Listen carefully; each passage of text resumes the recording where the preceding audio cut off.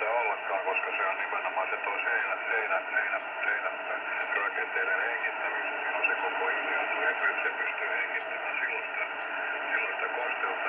Siinä ei rakenteisiin tiivistä kosteutta siihen. Se perustuu nimenomaan tuo seinärakenne hengittämään.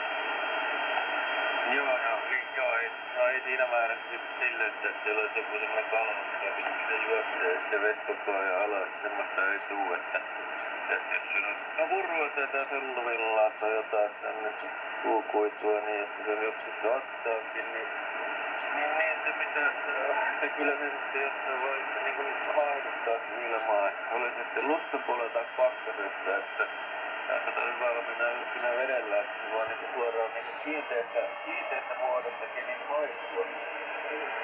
Joo, kyllä se näin on. Se on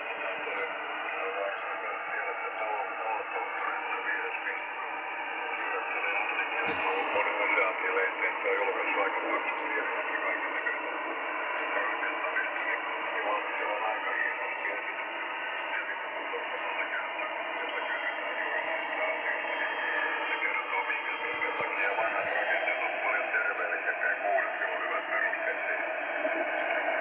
Joo, mä muistan tästä, että se oli joku joku semmoinen se oli se mietitys. On se nyt kalamies. Joo, kyllä joo.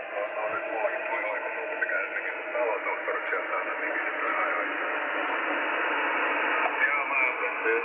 Joo, kyllä se on ihan tällainen vanhat jutut, että mutta kun tää energiahinta koko ajan tuppaa nousemaan, niin